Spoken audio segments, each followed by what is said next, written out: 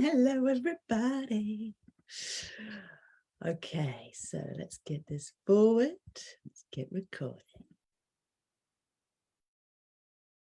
Welcome, everybody, to our Star Piece Wednesday talk. I'm absolutely delighted, beyond belief. I've been excited all morning for this, to host the wonderful Chief Instigator of the Fabulocity Movement. Yes, Yolanda. That's me. Yolanda, how do I say your last name? Drewell. Drewell. Yes. Or you can say drool like the spittle, but you know, Drewell sounds a bit more fabulous. Well, before I get you to introduce this whole concept and this movement to us, Yolanda and me are two peas in a pod. We've been around each other for a long while and journeying together on a magical adventure, creating our own magical worlds. And my magical world is Star Piece, obviously, and you're all a part of that. So thank you for being a part of it.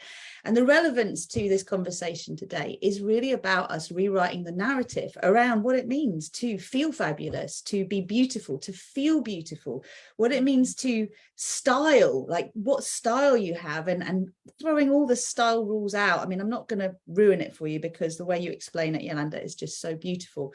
But what I'd love really for us to go into deep today is this awareness as women and as men, and however we identify gender-wise, what it means to feel amazing from the inside out, and to allow that to show through what we choose to adorn our skin suits with, because we are energy beings in physical bodies. So I love that. Skin suits. I love that. Yeah. So do you want to start with saying a little bit about this Fabulocity movement and where you're at with it? Thank you so much, Rosie Glow. It's so fabulous to be here and to talk about this movement that I think is way, way, way overdue. You know, I went through a time in my life where I was feeling very low and I was on the brink of depression. I won't say I was depressed, but I was feeling very, very low. And at that stage, I had 4 young children, and I decided that I did not want them to grow up with a depressed mother. And so I decided that I needed to change my mind somehow and pull myself out of this low feeling and step back into being, you know, my highest potential sort of thing. And so I decided, instead of feeling low every day, I wanted nothing less than looking fabulous, feeling fabulous, and doing fabulous things. And that was kind of what I aspired to on a daily basis. And as a result of that, I implemented what I call a series of fabifications, small little improvements, up leveling, if you like, in everything in my life, from my breakfast to what I put on my clothes, to doing a little bit of exercise rather than not doing anything at all, even if it was 2 minutes. But every day I just kind of did something a little bit better. And as a result of that, what I didn't realize at the time was it forced me to focus on the present. And that is such a delight, because you can't do anything about the past. The future hasn't arrived yet. The only thing you can worry about is the present. And just this focusing on fabifications forced me to stay in the present. And it really got me out of my mood. And I thought, wow, I'm feeling so fabulous. I'm looking so fabulous because I'm wearing stuff that I love, rather than wearing stuff that people tell me to wear because I'm a certain age, or I'm a certain shape, or I've got a certain skin color, whatever. I'm wearing what lights me up. I don't care 2 hoots about other people. Can I share this? Can I find other women who also want to look and feel and do fabulous? And that's kind of how the Fabulocity movement was born. And the more I'm kind of leaning into it, and the more I'm not available for feeling low, and I'm not available for negativity and all that sort of thing. That's not to say it doesn't exist in my life. Of course it does. I'm a human being, but I'm just not focusing there. I'm just focusing on the positive and the fabulous. And since I've started doing that, it's just honestly changed my life. And so I'm now looking for others to join this movement and do the same thing, because I think the high vibration of fabulosity is so required. It's so necessary, and everybody can access it. That's what I just love about it. Have I gone on too far? No, not at all. I'm just like, yes, on every level. And firstly, I'm going to say, yes, you are a human, but you are also a starseed, and you probably don't know it yet. And I know we've had this conversation, but one thing I only discovered this weekend is just how few people who are spiritually open and awake actually identify as starseed. So I'm on a mission to help us to discover a little bit more about what that actually means. From my point of view, you've arrived from a high frequency planet that knows how important it is to actually be feeling amazing. And you've already done this work here on this earth before, but you're coming back to remember it and share it with the world and invite an upgrade in, one, how we perceive ourselves, two, how we perceive each other and the world, and also how we can make those tiny little changes that make a big difference. Because as you said, there's no point in worrying whether it's the present, the past, or the future. No. It's the moment of power is now, right? That's the moment where you can make one little change. And yeah, I'm going to invite everybody to check out Yolanda's Facebook page, because if you haven't, Yolanda, we will obviously put your links, but Instagram and Facebook, like the pictures, the things you post are just so beautifully aligned with this idea of shifting our perception around beauty, around fabulosity. And you're inspiring me because my kind of anchor frequency is delight. I love feeling delighted and like that kind of sense of positive anticipation. Fabulous. Well, anyone who's watching, listening, tell us in the comments, what does fabulous mean to you? Like, if you actually just allow yourself to consider, I am fabulous, what's the version of you that comes forward to meet that? Because I really want us to open and activate that today. That is such a great question, actually. What does fabulous mean to you? Because it means different things to different people. You know, one of the things that I worry about when I show up like this is that people might think that fabulous means you have to put on crazy red feathers and be flamboyant, but you don't. It's my message is, what does fabulous mean to you? For you, it's something completely different to me. And we want that diversity. But what we want is everyone to really step into their own version of fabulosity, shine their own brightest light. And then we can have all these different ones, like going off everywhere. And that's what we want. We don't want sameness. It's so boring. We want the diversity of every human being, starseed, showing up and blooming. Absolutely. So everybody remember that we are individual and we are collective, right? We get to be, as we come back into unity, it's not like we all become uniform. I think that's so important. Yes. Like, oh, yes, please. No uniformity. No. That's what I hate about fashion. Why do we even have fashion? Please don't be fashionable, be stylish, create your own style. That's what we want. Fashion comes and goes. And you know, the weirdest thing that I find about fashion, and I'm really going off on a tangent, but you've given me the platform, so I'm going for it, Rosie. Go for it. Go for it. Now I've actually forgotten what I was going to say about fashion. Oh, can you believe it? That's so what was I going to say about fashion and style? Oh, yes. The weirdest thing about fashion is that body types can be in fashion. So, you know, you might be thin with small breasts. That might be in fashion. So what about all the women who are big boobed and big bum? So what should you do? Just keel over and die? Why? How can body types be in fashion? It just doesn't. Please don't buy into it. This is my message. Don't buy into any of that. We really need to break the rules and create our own societies where we are individual and we're allowed to shine ourselves, whether you're fat, whether you're thin, whether you're pink, orange, old, I don't know, young, it doesn't matter. We are all fabulous and we have to see that ourselves. Stop listening to people, isn't it? And this is a message for myself as well, you know, because it is easy to listen to what people are saying, and you can't do that. Don't shine too brightly. Don't wear that in public, or, you know, wear this because it makes you look thinner. Who the hell cares? I don't want to look thinner. I want to look fabulous. What has thin got to do with anything? It's like all these silly little things. You're actually talking to something that's, quite close to my heart, because from very young in my life, I was told, hide your bum. This is flattering. This doesn't suit you. This makes you look short and dumpy. This makes you look slender. And it's like programmed to look a certain way. Now, we're living in a very interesting time, as you know, because we're kind of moving beyond gender identity as male and female. We're exploring, well, one, sexual orientation and gender non-identity or identity. It's almost like there's having to be this separating out to consider what is individually me before we can accept coming back into a wholeness where we're all expressed individually. Virgin, I heard the other day, is the first airline company it's allowing those who are male by gender to wear skirts. And this is a big shift in, you know, what's kind of going on. And my husband's kind of like, oh my gosh, what's the world coming to? And I'm like, you know what?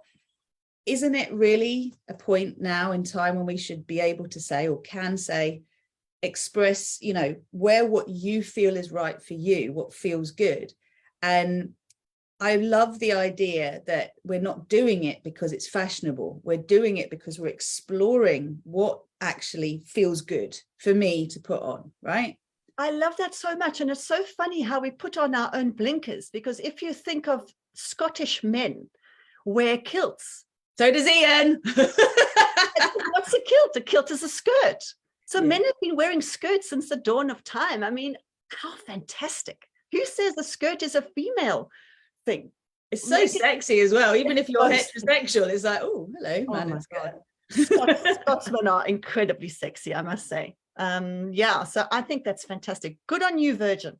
I'm even wearing the Virgin colors, so that's fantastic. Yeah, you could actually end up somehow, let's see what happens. That's another part of these talks, actually, and the reason I invite my guests on, or one of the reasons, is to hear obviously about what they're doing, which is fabulous, and also we're co-creating. We are weaving reality by speaking words out. So you get to co-create the reality you would like to by speaking with me today and having that witnessed by the beautiful Star Peace Tribe. And I do just want to go straight into this. What does fabulous mean as a starting point? And for me, feeling like I'm wearing something, or that I feel fabulous, means I'm comfortable first and foremost.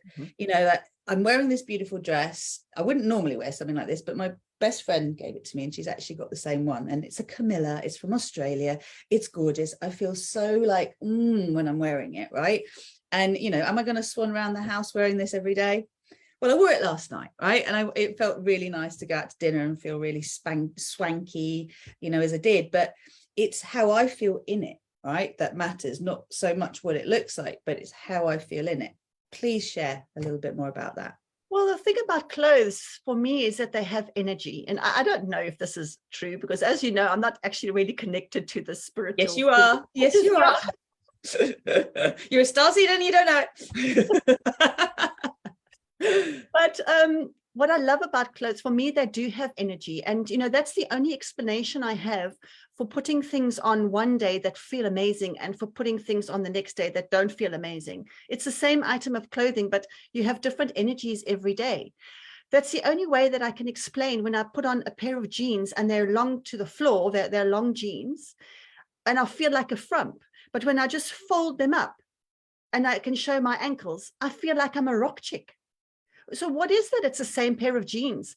I'm not supposed to wear jeans rolled up, apparently, because my legs are shorter and my torso is longer. And, you know, I don't care. I feel like a rock chick when I roll my jeans up. And guess what? When I feel like that, I light up everybody else. It doesn't matter what the fashion police are saying. So, yeah, it is all about that energy. And, you know, I would say to my clients that find out what your uniform is. Mine is pajamas, particularly in winter. Yeah, me too. I promise you, any opportunity to wear pajamas, I will wear pajamas. So what do? I make sure that I have the best, most fabulous pajamas that I can wear, because then I feel amazing. You know, if you're a sports person and you're into yoga or whatever, and you're always in sporty gear, make sure it's fantastic, fabulous sporty gear, and not your old tracksuit trousers and old t-shirt, because that's not going to feel amazing. You know, you want to feel fabulous as much as you can in whatever scenario you're in. So what is your uniform? And just make sure it's the most fabulous uniform that you can find. And we talked about uniform earlier, but what I mean is a uniform is something that we kind of default to every day. You know, the things that you would grab without even thinking. Make sure that is absolutely fabulous. Oh, you know what? I'm so glad you said that, because actually, I confess, my general day to day is, you know, it is either wearing yoga gear or it is, you know, some form of like, yeah, pajamas. I like hanging out in slouches, but I've been feeling for ages like, Rose, these things are so old. Every day you look in your pajama drawer and you're like, no. And you don't want to feel like that, right? No. Also, if anyone's listening and going, yeah, that's fine if you can afford it, let's just open our hearts to something here. There are so many charity shops, so many thrift shops, so many places that you can pick stuff up really, really cheap. And you can do clothes swaps as well. So many of my clothes have come from friends throwing out clothes, or, you know, giving them away and saying, do you like them? And something that they don't want, I put on. I'm like, I love this. Like, literally, when they've got holes in them, I'm crying because I've loved this piece of clothing for so many years. So it's not even about changing. It's not about the frequency, right, of changing your clothing. It's discovering what you really love. And then we're all a little different. For me, from the sort of Star Peace perspective, and what inspires me is I want ethical, fair trade clothing. You know, I usually buy my yoga gear from Asquith because that's their kind of policy, and they work, they last a long time. Yes, they're expensive, but they do amazing sales. So again, get on the newsletter lists of companies that you would like to be able to purchase from, and look out for their deals, because I don't know how you work with this, but for me, like, letting things go, especially things that are comfortable, is really hard. So you've got to replace it with something that's even more comfortable. I mean, go on, tell us some of your top tips. We'd love to hear. Well, I agree with everything that you've said. I like to do the ethical thing as well. So, you know, I would suggest that if you are buying into this idea that your uniform should be fabulous, then buy the most expensive that you can afford, because that will last a long time. And every time that you wear it, you will feel amazing. And because it lasts a long time, the cost per wear is actually going to be, you know, very little. And I'll never forget, my grandmother was always not very well off financially. And she often used to say, I can't afford to buy cheap things. You know, I don't make enough money for me to buy cheap things, because you want to buy the things that last. And that's much more sensible for the earth, isn't it? I mean, to rather buy one designer, you know, yoga outfit that's going to last for however long, rather than buying cheap, nasty things that are going to last for 1 month. And the other thing I wanted to say about the clothes swaps and secondhand, I love secondhand clothing. And what I love about that is the idea that it's kind of for the earth, that you're giving it another chance, and everybody needs a second chance, right? Yeah. And I also think that secondhand clothing they've got stories. And so I always feel like, what story does this thing have, or what story does that thing have? I love the stories around everything. And so, yeah, I absolutely love secondhand clothing. Good. Well, I was just getting up. I just wanted to see who's with us. We've just had Alistair join us. Hello, Anne and Gemma are here. I can't see it on this screen, but I can on this screen. So if anyone has any questions or any insights or anything that you would like to actually ask about or comment on, please do, so that we can direct the conversation there. But yeah, I think we can be so resourceful. Like, the world is currently the sort of, I'll say that the mainstream muggle world, which Melanie talks about, Melanie Gillespie, I call the 3D world, right, is all obsessed with the fact that there is a financial crisis, that we're in depression as a collective, right? Like, hello, shall we make a choice about that? Actually, who determines that? Oh, the figures that are just BS. Excuse me. No, we are making a choice for ourselves, just like we're choosing what we're wearing. And, you know, everyone's obsessed with how much energy pricing is going up. And I'm not saying it's not an issue. Of course it is. But we have so much more power than we think we have to actually affect change, whether that's refusing to pay direct debits and actually paying for things on a service basis on what we've actually used, whether it's learning to be more economical with how we use our transport and considering more about working together and being in community. That should be happening anyway. It shouldn't just be, and I'm using the word should, so the invitation is that, why do we have to wait until we're squeezed really tight before we make a beneficial change? This is a question. So we bring this back to fashion, and we bring it back to fabulosity and our own, you know, way of showing up in the world, because this is how we reflect our energy. There are so many resourceful ways that you can access what you want that don't mean you have to pay full price for high quality clothing. And I want everybody who watches this, please, to open up to, instead of going, well, I can't, to how can I? Because when you open to that, all sorts of possibilities happen, and you get to spend more time with those you love, because you get creative about how to make more of what you've got. And that's all about reusing, reducing, recycling, right? This is this is how we stop draining the resources of the planet. And I don't know what you know about sort of luxury branding, and I wanted to ask you about this. I daren't ring Gucci or Prada and say, hey, what's your ethics policy? I have tried to research it a little bit, but do you know anything about that side of things in terms of, you know, whether the super high-end brands are really scrimping, for example, on, you know, labor costs, retail, you know, the cost of the materials, etc. I mean, the materials will be high quality, but what do you know about that side of things? That is such a good question. I actually don't know much about that at all. I know that there is a lot of greenwashing that goes on, so research is really important. But I think the second-hand route is definitely the best starting point for designer brands. And also, again, to worry more about what you love rather than if it's a designer brand.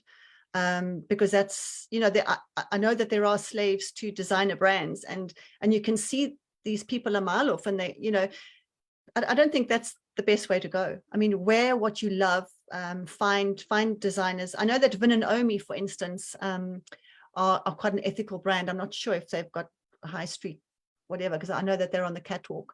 But yeah, I mean, I think, yeah, I'm not really a big designer brand person unless I find it in a secondhand shop and I just love the item.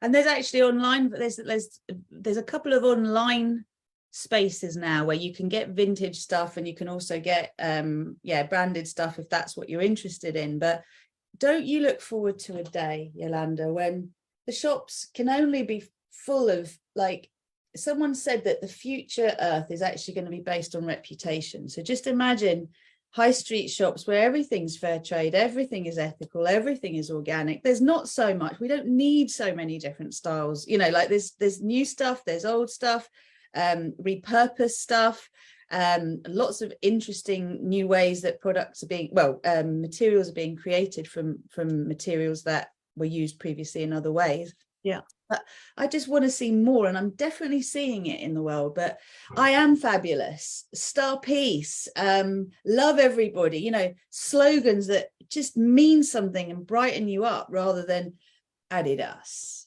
Stussy. Woo, I'm wearing a brand. I'm so cool. Sorry, it really doesn't know me. Yeah, the branding is another whole thing that's just created out of, well, what does it mean actually that I'm so fantastic because I wear Adidas? Why? You know. Well, hopefully, I mean, what we want to attach it to is that these brands mean quality. But wouldn't it be amazing if instead of the name of the brand being the important thing, it's the statements that they represent? And as a result of that, you know, you've got an Adidas logo or whatever, you know, I don't want to be pulling specific out, but any brand that is kind of common known. And it's less about that and more about what they stand for. I'm just really looking for that. But let's come back to being fabulous and Fabulocity and what that actually means in relation to women. So I've been posting a few posts recently, very interesting responses in terms of what people read about how we show up online, particularly if we're selling something. Now, it's not just online, it's actually in advertising as well, because obviously we know sex sells, right? Sex sells more in terms of advertising, etc. Fear seems to sell most in terms of movies and, you know, TV shows, etc. But so does sex. The porn industry is huge, like huge compared to Hollywood, right? And yet we've got these real distortions of what all of that means. So at this stage of where we are in our humanity's evolution and ascension, we're getting to see the ways we're representing ourselves and saying, okay, so does that feel authentic? Does that feel like it's a genuine outpouring of my energy in, how do I put it, in my essence? Or am I showing up and, how would I put this? Overemphasizing a part of what I think people need to see in order to want me. That's kind of one of the things I've been noticing. And, you know, we've all done it. I've done videos literally where I did a handstand against the wall, my bum facing the camera, you know, literally going, does my bum look big in this? Like, yeah, you get 1,000 views. Woo, what does that mean? Right. Yeah. So we're all at different stages of growing into our, I don't know if I want to say femininity, I'm going to say our fabulosity, because I think that is the point, because it's not about whether you're a woman or a man, it's about how you're expressing your energy and whether it's unified or whether there's a particular area that's emphasized. In your perception, with your Fabulocity instigation, what do you want to say about that? I mean, what do you see? How it's all well and good to say wear what you love, right? But I know I could put a really brightly colored dress on that looks fabulous on the peg, and I put it on and I'm just like, oh, it doesn't feel good. I want it to feel good. Take me somewhere with this. Well, that item is obviously not meant for you, if you know, because there's nothing wrong with your body. And a lot of women say, oh, look at my body, it doesn't look good in this dress. But actually it's the dress that doesn't look good on your body. And that's the thing that we need to understand, is that our bodies are perfect. Our body is the perfect body because it's our body. And so find the clothes that match the energy of you and your body and that suit your body. There will be clothes out there that will make you look fabulous. And there will be clothes out there that don't make you look fabulous. It's the clothes, not the body. Mm. And, you know, I also see these posts of women kind of all over social media, and that particularly midlife women, because that's where I am. And, you know, I notice, and I feel sorry for women who feel that they need to show how good they still look. So I don't have a problem with women showing how fabulous they are, whatever that means. And some will show more skin, other people won't, whatever, we're all completely different. But if the intention is to show how young or how good you still look, I think that's not the best, you know, that's not supportive of who you are as a happy human being or a fabulous human being. So I always say that don't worry about looking young, thin, and beautiful, which is what a lot of women are trying to achieve, particularly when they get a bit older. Why is the sort of the young, what do you call it, the cosmetic industry, why is it a multi-billion-dollar industry? Why? Because we are trying to maintain our youth. Why? It's a completely pointless exercise, and it's also completely irrelevant, because you can be fabulous. I can promise you that anybody at any age can walk into a room and own the room and turn all the heads. Doesn't matter how old they are or how fat they are or whatever, because it's got nothing to do with young, thin, or beautiful. It's got to do with your fabulosity inside of you, your confidence and what you're doing in the world, how you shape the world, you know, your point of view. And I think so few women are so besotted and intent on looking young, thin, and beautiful that they forget to develop their point of view, which is far more interesting and far more necessary in the world. And that's what older women, midlife women, mature women, I think, should be focusing on, because that is their role. You know, you step into your power once you get to through your midlife portal. You have a different power. You have the power of the queen. You know, when you are before your midlife portal, you're a princess. And so it's appropriate that you're yearning for wolf whistles in the street, and that you're wearing, I guess, sort of sexier clothing, if that's your bag and that sort of thing, because your job then is to reproduce and find a partner and have children and that sort of thing. But when you step through your midlife portal, you've got a different purpose, and you have to reside as the queen. That's when you need to be creating community and sharing your wisdom and changing the world, making an impact with your unique point of view. And I think that's what's missing. So throw out young, thin, and beautiful, and create instead fresh, fabulous. And I can't remember my other one. I've got 3 of them. Instead of looking young, you want to look fresh. Instead of looking, I've forgotten all my stuff that I teach. But anyway, so the point is that you're a different person. And you know, who wants to be beautiful when you're not beautiful? That came out wrong. What I'm saying is, if you're beautiful as a young person and you're not beautiful as an older person, it doesn't matter. You've got other things. You're fabulous. And fabulous is much more interesting than beautiful if you're not beautiful. If you still have beauty and you were blessed with that gene to be beautiful, whatever beautiful means to that society at the time, enjoy it. For as long as it lasts, enjoy it. But if you don't have that, don't hanker after those days. Step into the new you, which is you know, a completely different person. And I think that's where the power actually lies. I love that. And I think this is the thing, is we're all at a juncture where we're getting to re-examine what things mean. What does beauty mean? You know, why are we hankering after youth? Like if we kind of step away, step back, step up, this is one of the rainbow gems, and we actually look at it and say, well, I know how I feel inside. And when I feel like what's outside doesn't reflect how I feel inside, that is just feels like a mismatch. Now, let's look at our lifestyle choices, right? And, you know, I've had a serious party background in my experience, and it's just like, all right, is it about needing to look young at all costs, in which case, whatever I do on the outside, who cares what's looking on the inside, what's happening on the inside? Or is it about actually our external reflecting our internal general beingness? And, you know, we know that we degenerate over time unless we really put the energy into living a happy life, because that's the first thing, that's what boosts your immune system. And we discover along the way what suits us, you know, because we're all individual. I can't say everyone should be vegan, everyone shouldn't drink, everyone, there's all these general terms, and yet some people can handle things better than others. You know, we're all different in terms of what our fuel is, except that we all want to run from oxytocin rather than adrenaline, because that's toxic for everyone in the long term.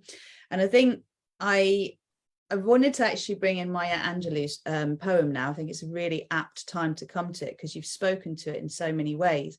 And the vulnerability for us as women, because I can't speak from another gender perspective, because this is how I resonate, is this idea of wanting to be pleasing on the eye, wanting to be met in such a way that we're noticed, we're witnessed, that we're not just ignored. And this idea of beauty, as you said, is very much down, it's a cultural thing, right? It's partly a cultural thing, it's partly a sign of the time. I mean, again, there's these paradoxes we're living in, because today, you know, you will see in a magazine women of all sizes modeling clothes, which, but when I was a child, I was like, when is that going to happen? Why do I have to be thin and 6 foot to actually be in a magazine? Flip side of this is, okay, it's great to celebrate all shapes and sizes, but do we not want to promote health, vitality, well-being over all else, and say, you know, what does your body need to be healthy, regardless of your frame? You know, what is it that optimizes you, as you said at the start of this conversation? And I think this is where we can really move beyond judgment into wonder and curiosity, and actually say, well, you know, I love coffee, for example, like I really do, but I've had to go down, you know, it's organic, it's half decaf. I've now started putting medicinal mushrooms in it, mushroom powder, love it, by the way, like totally supporting my energy. Like that feels good, much better than the, what do you call it, caffeine buzz that comes from too much coffee that makes me snappy and weird and that's not what I want. I love the taste of coffee. That's why I like to drink it, right? And our tastes change over time, a bit like our looks change over time. And if we've had children and maybe our stomach muscles haven't gone back to where we want them to, or we haven't lost the weight that we had put on, you know, afterwards, all of this, it shapes so much of how we feel about ourselves. And it is so important. And for me, having journeyed through bulimia, being quite heavily overweight for my frame when I was a teenager, re-experiencing that weight gain after I had my daughter, and then being the skinniest I've ever been through breastfeeding and just generally being a single mum after she was about 18 months old. It was like, you know, really, really so much smaller than I've ever been.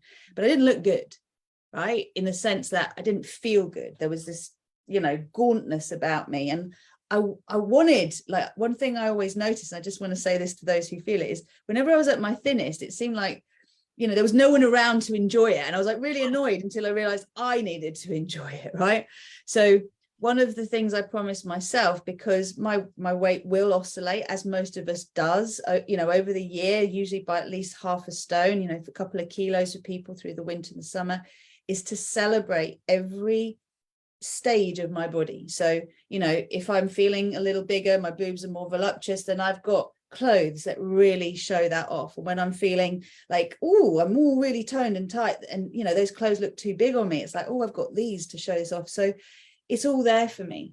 And I don't need to think I'm only worth something or good, especially as we get in front of the camera. You know, we're doing a lot of camera work as well. And a lot of people are doing it these days. Every time you get up and you do a presentation, or you are hosting a meeting, anything, whether it's on Zoom or in an office or whatever, school, this is all showing up, right? So we all, I feel, are worthy of whatever we look like at any point in time, putting something on our bodies that actually we feel honors this beautiful body where it's at. Over to you. I love everything you've said. And one of my favorite ways of thinking about ourselves is about your body actually is that, you know, my body is the least interesting thing about me. My body is the least interesting thing about me. I've got so much else to offer. And I think if everybody can just understand that and just sort of, you know, internalize that, then it actually doesn't matter what your body looks like. And I love your attitude that, you know, and we are again, human beings. So our bodies will, you know, fluctuate. So when you're a bit bigger, okay, my body's a bit bigger. I can now wear this. You know, I've got more boobs now. I can wear a lovely top that makes me feel fabulous. When you're a bit thinner, oh, okay, now I need to wear higher tops or whatever else that suits this particular version of me. But to not judge it as anything. It's not good and it's not bad. It just is. So one of my favorite analogies as well is this idea of the three-legged dog. And the thing about a three-legged dog is that he doesn't know that he's only got 3 legs. And he doesn't know that people feel sorry for him and that he shouldn't be able to do what 4-legged dogs can do and that sort of thing. He just lives his life as a 3-legged dog. He doesn't even notice that he's got 1 less leg than everybody else. And I think we all just need to do that. You know, whatever we are, we are. And so you just dress it. If you're feeling, if you're a little bit bigger or, you know, dress it. It's fantastic. It's fabulous. It's not good and it's not bad. It's the same thing with success and failure in my world. There's no such thing really as success or failure. It's all just fabulous. So just embrace, love, and trust it because it just is. So live with it. Embrace, love, and trust it. Can we all just take a deep breath?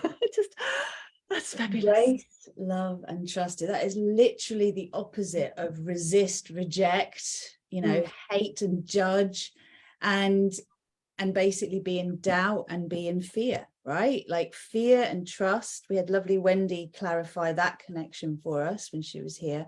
And I just feel, you know, we are so capable of, as you said, just accepting our whole package. And when we do, others do too. But when we're so busy like highlighting things about us that we don't feel are right, potentially others can't see it at all unless they're very sensitive to us. But, you know, what we put under the microscope, we're kind of inviting others to do too. So again, this sense of like opening up and looking for the good, looking for the things like, when do you look in the mirror and go, you look fabulous, darling. I love you. You're so gorgeous. You're shining today.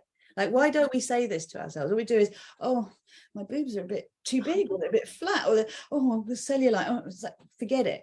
Forget it.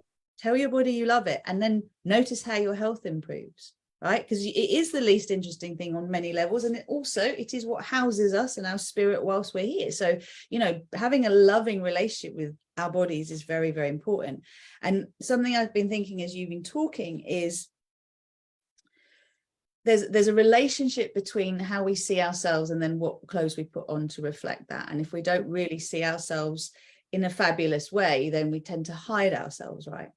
But then there's the other element, which is, again, for me, if I take away that my happiness means I look this way, or I weigh this much, or I can fit in this dress, it's actually, how does my body feel best? How does it feel most fabulous? And my body feels more fabulous when I feel a tone in my muscles, right? When I feel like my core is engaged, when I can feel my pelvic floor is flexible, it's not flat, when I can hold myself up tall, when I feel like I've got energy, that is fabulous for me. Now, if today that means I jump around a little bit and do a few jumping jacks and maybe go for a walk, that's that. If tomorrow it's doing a bit of yoga, and when I say doing, I mean engaging with my body in an activity that reconnects me consciously with my body. So then that energy that I am can be amplified through the clothes that I wear. That feels like a piece to me of fabulosity. What do you think? That's definitely a piece of the fabulosity, and it's deciding who do you want to be. And I always say, who do you want to be next?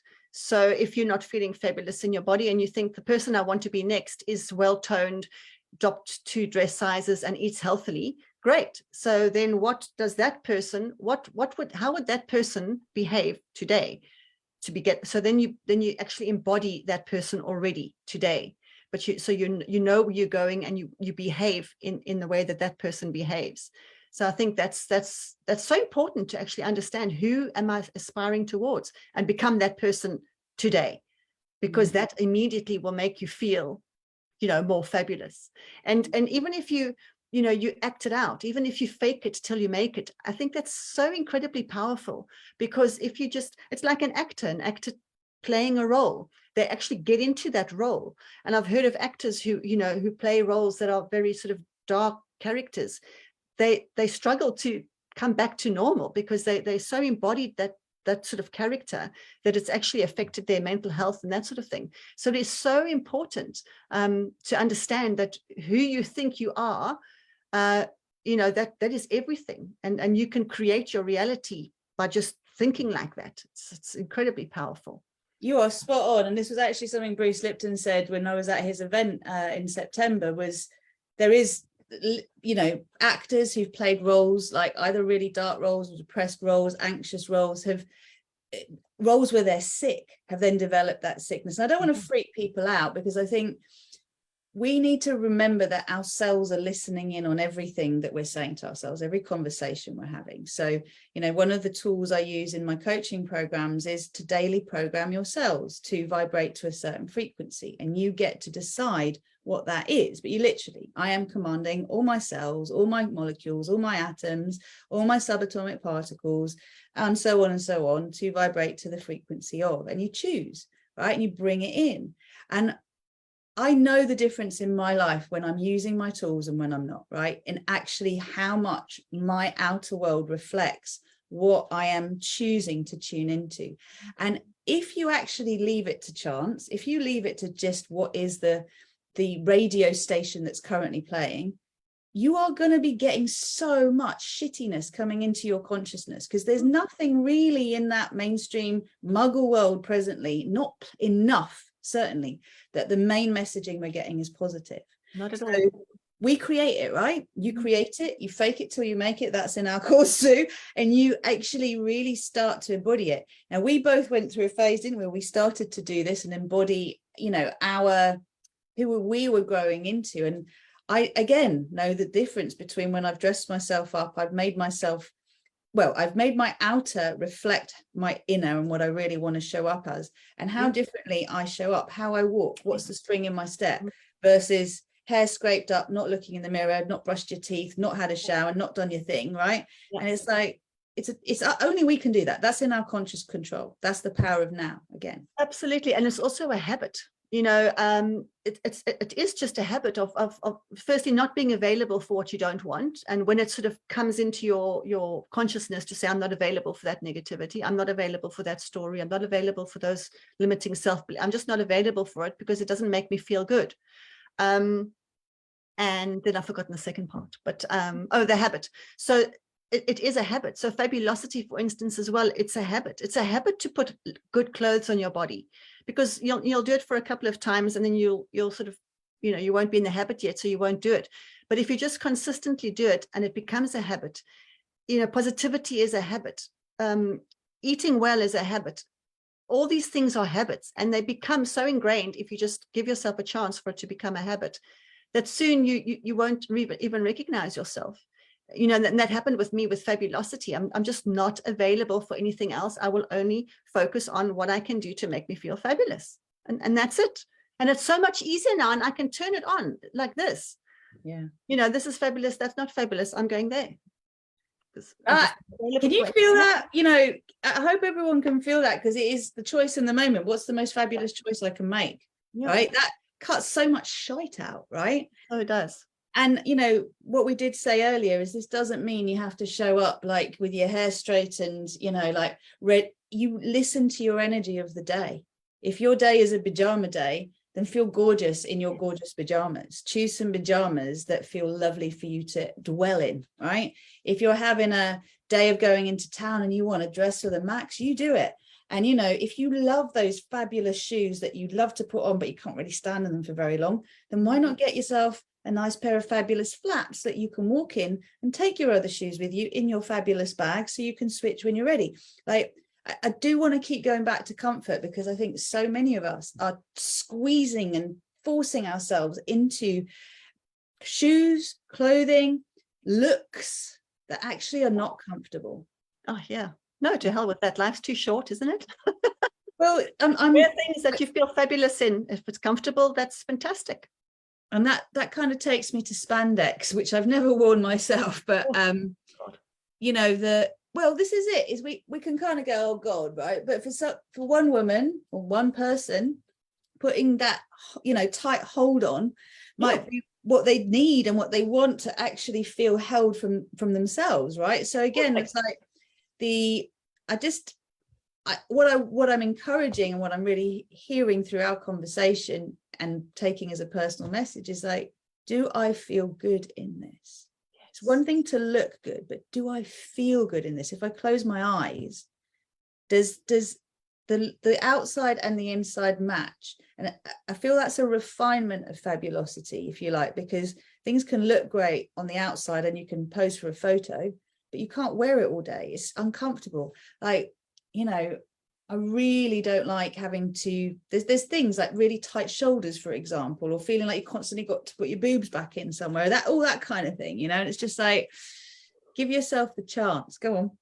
You also have to be honest with yourself about what is fabulous for you. So if you look fabulous, but it doesn't feel fabulous, is that fabulous enough for you? Or do you want to feel and look fabulous? That's what I want.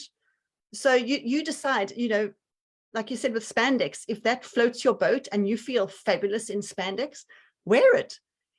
For me, I couldn't think of anything worse. So I won't, because it makes me feel fabulous when I don't wear it, because I've decided that.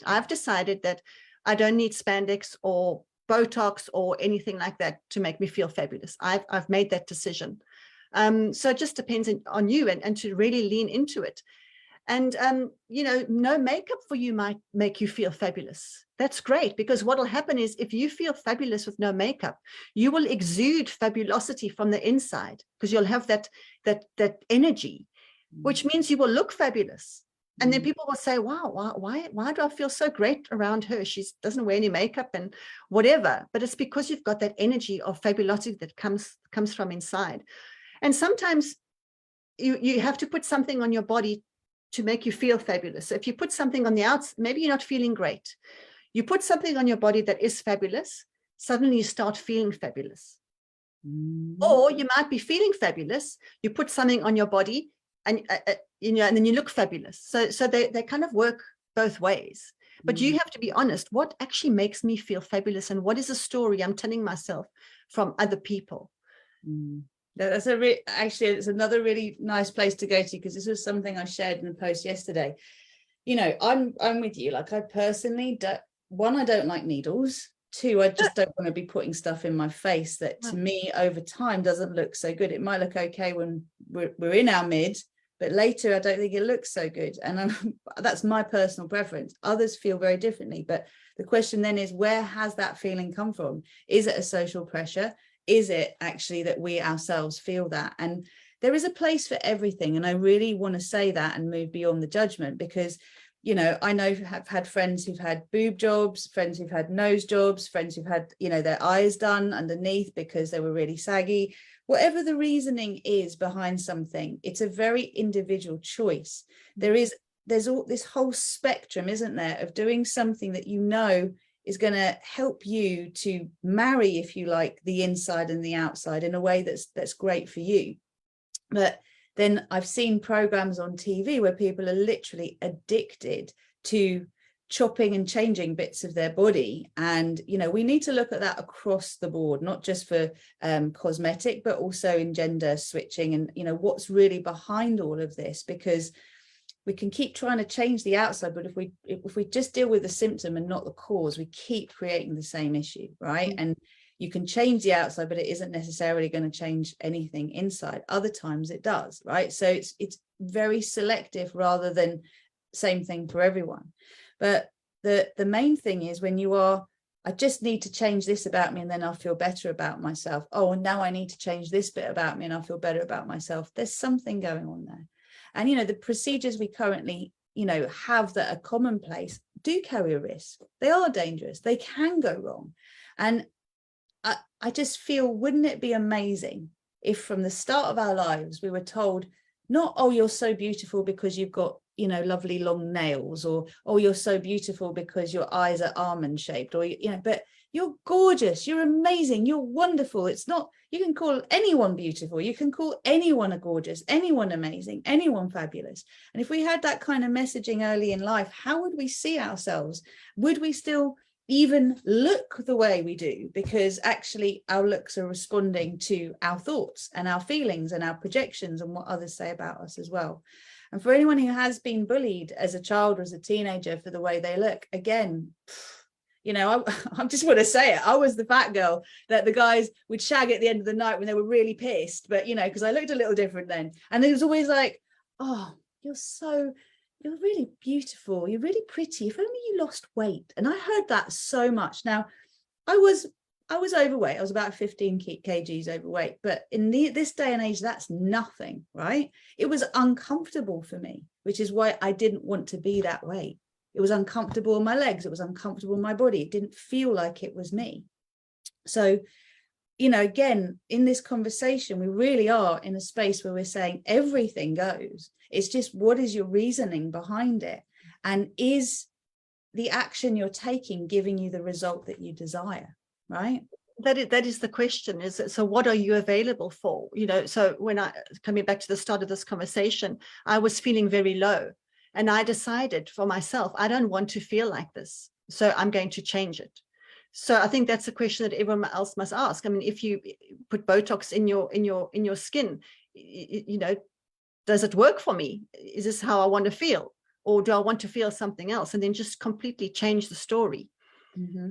And I would just like to, so basically my message about Fabulocity is that we don't need to do any of that stuff, because it doesn't matter how young, thin, or beautiful you are or you are not. That has got nothing to do with Fabulocity.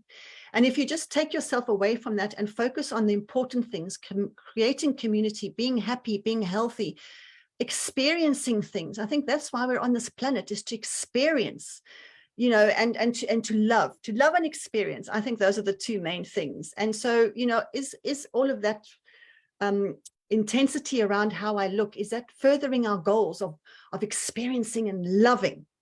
You know, if not, move your focus away, change the focus. It's the wrong focus. We're buying into it. And other people are telling us that's how it should be, but we're buying into it. We also need to take some of the responsibility ourselves. It's all very well to blame society, and it's the patriarchy, and it's la, la, la, la, la. But what are we doing about it? We're buying into it. Stop buying into it. It's got nothing to do with you. Create a different story. Look that way, not that way. This is called conscious mind alignment. Okay, so it's step 3 in my process, and it is very much about what is in your conscious control, and it's the lens that you're seeing through and the way that you're interpreting what you see, and that is in our control. Now, we may have heard, because I've banged on about it, that, you know, our conscious mind is only 5 to 10% as powerful as our subconscious mind. But when you are actually choosing consciously to align with what you want, what is subconsciously in resistance to it will show up. That's then your work to deal with. Okay, yes. That's then your beliefs about yourself, the limiting stuff that's coming up. You need a process. You need someone to support you through it. Hello, that would be me. Absolutely. Or Yolanda, because Yolanda does the Fabulocity stuff. I'm talking specifically about alignment. And it's like when you choose to put your higher self, your fabulous self, let's use as an example here, in the driving seat of your car. The choice is your conscious mind. Your fabulous self is your higher self, right? It's the you that is already the you want to be. And that part is now informing your consciousness of which bits of your subconscious programming don't line up. Yeah. So everything needs to line up for you to feel that resonance. And Yolanda, I want you please to tell everybody how they can access you, how they can work with you, what it is you actually do with them, because we've talked a little abstractly, but you are really, you know, you're a Capricorn from my memory, and you've got this groundedness of like, let's look at what's in your wardrobe. Let's pull everything out. Let's see, you know, let's actually deal with this specific thing. That's what you help people with. I do the back end subconscious stuff and aligning stuff. That's what I do, right? But you actually take people in the moment and make a shift in their life in the moment. It's like an instant shift that allows them to see the potential of what else is possible, so that they have the courage and the determination and the patience to then choose a journey to line the other bits up with that, which are likely to resist, right? So you have, tell us about some of the ways that you work with people. Well, I think one of my gifts is that, well, I've got 3 gifts the way I'm going to explain it to you now. What I like to do is I like to inspire, I like to challenge, and I like to cheerlead women to look, feel, and do fabulous. So I like to inspire them by basically expanding their minds into what can be. And often that means calling out their BS, because a lot of people, including myself, I've had to work this through, and I need other people to show me my stuff. But a lot of us have these stories and we create these self-limiting beliefs. A lot of it around young, thin, and beautiful, or I must be rich, or I must be successful to be fabulous. Or, you know, when you get to your midlife, you start being invisible and, you know, you're irrelevant and all that sort of thing, which is absolute nonsense. So, you know, I call out all that sort of stuff.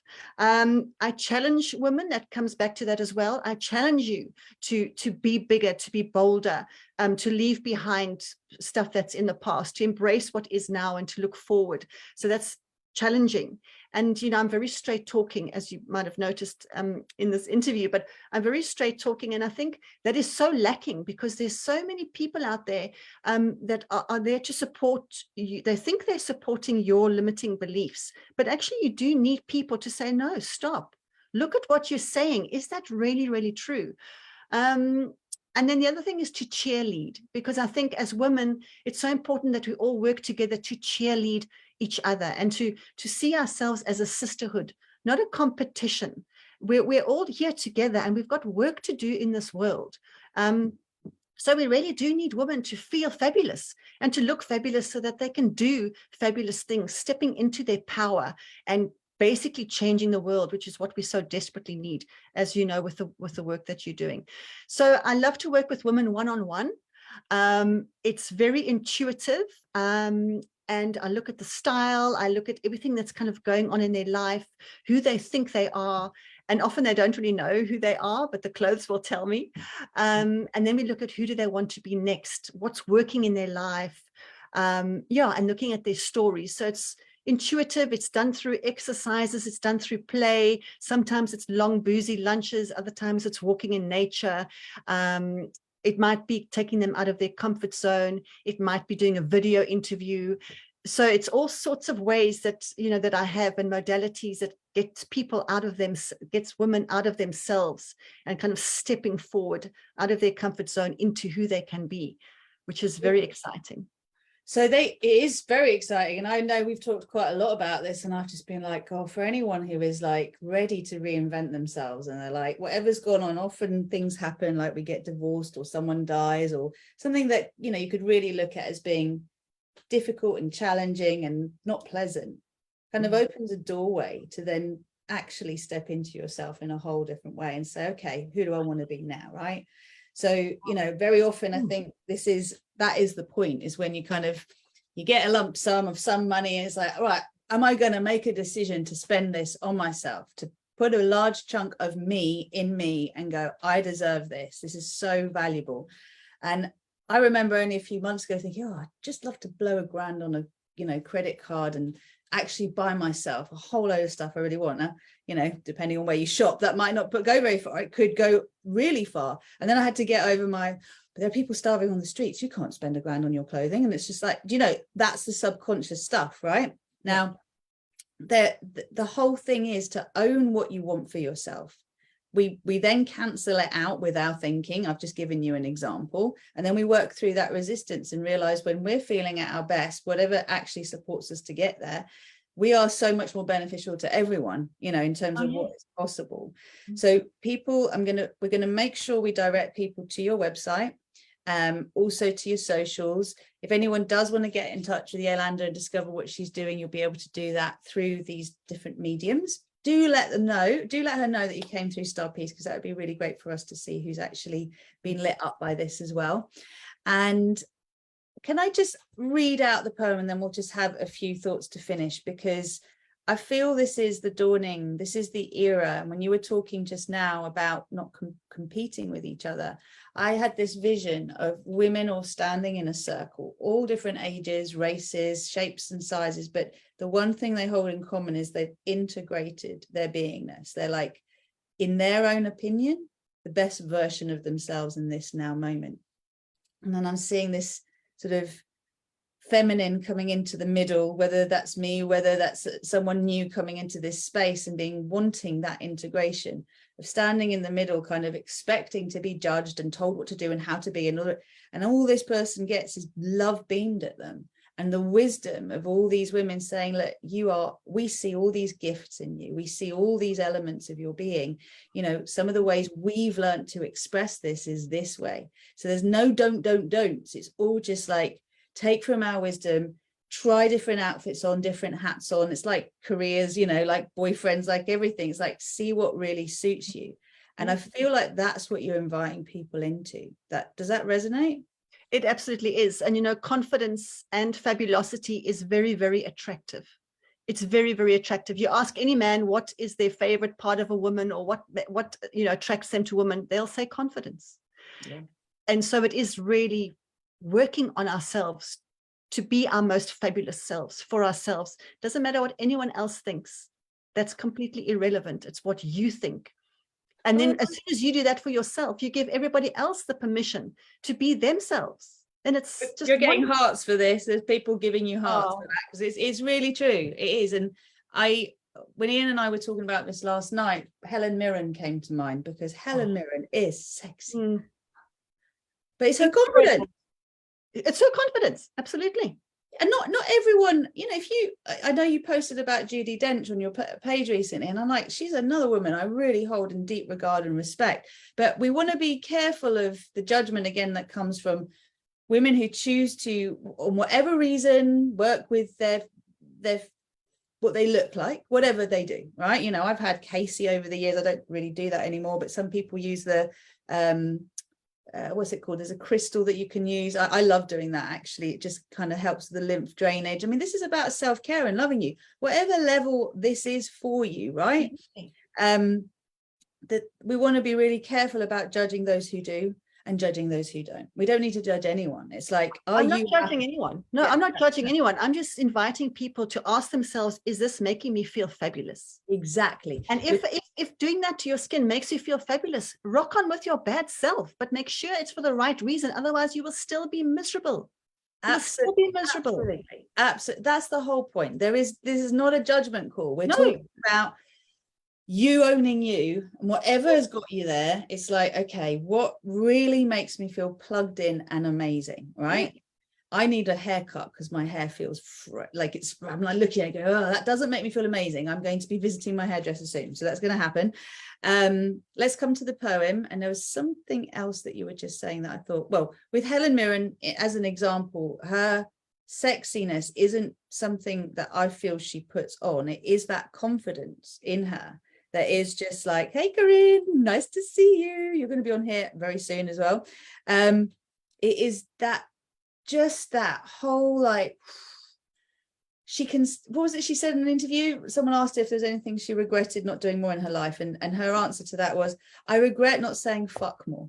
I was like, whoa, that's a woman that's just saying it. I don't care whether I love my granny, whether I offend my husband. Yeah, this is the truth. This is my truth, right? So let's read this poem out for all my sisters, for everybody. I just want you to have this, and then we will close the session. But Maya Angelou, I'm sure many of you have heard of her. She has this beautiful poem called Phenomenal Woman. So I will read it out, and then we will have some last words from Yolanda, and we will call it a day. This is for everyone, just to remember. Pretty women wonder where my secret lies. I'm not cute or built to suit a fashion model's size. But when I start to tell them, they think I'm telling lies. I say, it's in the reach of my arms, the span of my hips, the stride of my step, the curl of my lips. I'm a woman, phenomenally phenomenal woman. That's me. I walk into a room just as cool as you please, and to a man, the fellows stand or fall down on their knees. Then they swarm around me, a hive of honeybees. I say it's the fire in my eyes and the flash of my teeth, the swing in my waist and the joy in my feet. I'm a woman, phenomenally phenomenal woman. That is me. Men themselves have wondered what they see in me. They try so much, but they can't touch my inner mystery. When I try to show them, they say they still can't see. I say it's in the arch of my back, the sun of my smile, the ride of my breasts, the grace of my style. I'm a woman, phenomenally, phenomenal woman. That's me. Now you understand just why my head's not bowed. I don't shout or jump about or have to talk real loud. When you see me passing, it ought to make you proud. I say, it's in the click of my heels, the bend of my hair, the palm of my hand, the need of my care. 'Cause I'm a woman, phenomenally, phenomenal woman. That's me. I'll tell you what, it almost reduces me to tears, because this woman, you know, you don't know about Maya Angelou, check her out. She's been through a lot, and to have that and to share that, and it's so true. You see it in every shape and size. It's not just women, right? It's everyone. For sure. Tapped into that phenomenal energy. I'm so glad to have had you on this session today. Tell us whatever you'd like to tell us to sort of close. What would you like to say to everybody who is actually watching this right now and listening? I just want to say, don't be available for anything other than Fabulocity. You know, dig deep into who you are. You are fabulous. And if you don't know it yet, you just have to find out. It's all there. So just lean into who you are, decide what you want, and create the great habits that are going to get you there. But you can be fabulous. You can feel fabulous. You can look fabulous at all ages, under any circumstances. So just I'm going to set you a challenge. It's just come up now, and you might shoot me for this, but I know you're doing public speaking, and I know you're really wanting to get this message out. And I feel like it would be so cool to have a little presentation from you that is like in the public eye. Do you know what I mean? Like literally, like just letting people know. I mean, we've dived into it a bit today, but you just talking the whole way through and sharing your Inspire, Challenge, Cheerlead and all the other little things that you've pieced together, and just putting that out there. Because just someone watching a YouTube video, for example, of you explaining this concept, I think would make such a difference in their lives. And I'm so glad, my dear starseed who is awakening to being a starseed, that you have channeled this mastery that is your mastery and remembered it in this life through the challenges of being a mum. You know, it was challenging circumstance that brought you to this. That's what happens for starseeds. We awaken through our challenges. We remember our mastery. And you just look amazing. I've always been so inspired by you. Just your light that shines through you. Much more, you know, you put lots, I've seen you wear lots of different things and they all suit you and you look great, but it's the light that shines through you. And in as much as even when you're pissed off and you're like, I'm pissed off, or where I'm feeling low or whatever, it's like you own where you are. And I really love that. So thank you. Thank you, Rosie Glow. And I just love being in your presence, and so fully support the amazing work that you are doing, and the amazing people that you're surrounding yourself with and everything. So thank you for being in my life and for having me on today. It was a real pleasure chatting to you. We haven't even met in the flesh yet. Can you believe that? I know, it's coming. We've known each other energetically a long time. So this is when I say, if you're watching this on YouTube, please come and join our Star Peace community on the Facebook page. We are nearly at 300. I know that doesn't necessarily seem a lot, but for something that's just been brewing in the background, and I have every intention for it to go viral, please come and join us and show your support, because that's how we get this stuff out there. And if you are on Star Peace and you haven't yet joined the Rosie Glow YouTube channel, please head over there too, because that's when you're subscribing to Grace, which is the power of revelation, which allows us to have those aha moments so that we can really shift from where we are to where we want to be. I'm going to leave it there. I love you loads. We will definitely do something else. And yeah, there's much more to come from everyone. We're just introducing these concepts. Awesome. Thank you so much. Have an amazing day. Thank you. And for next week, I believe I've got Karine on. I'm not sure. We're definitely coming into a phase of looking at ethical non-monogamy. This is one conversation I'm going to be having with the lovely Karine, who's here presently. Tracy, you're very, very welcome. Anne, you're welcome.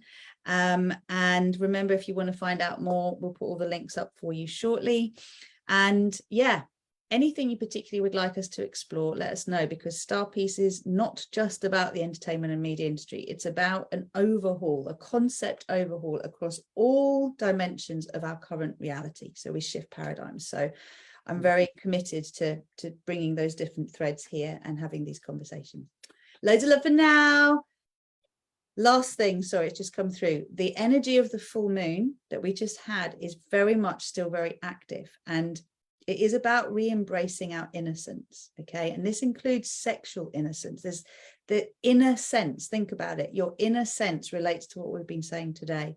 And if you allow yourself, I mean, the video's on YouTube, and I think it's on Star Piece as well as a replay, but allow yourself to remember that we've been imprinted with ideas about who we are since we were babies, you know, how we've actually showed up, whether we were greedy, whether we were a good baby, whether we were too much or we cried or whatever. And, you know, all sorts of programs were put in us, including shame about our bodies, shame about our sexuality, shame about natural pleasure. And this is Fabulocity is very much about undoing that as well. So if you need a little boost, please do check out the co-creation, the world service, and give yourself that gift, because it will help you again to create a shift from what we've said today. Thank you. Loads of love. Take care for now. I'll see you offline. Otherwise, we'll keep chatting and we'll be live. Bye, everyone.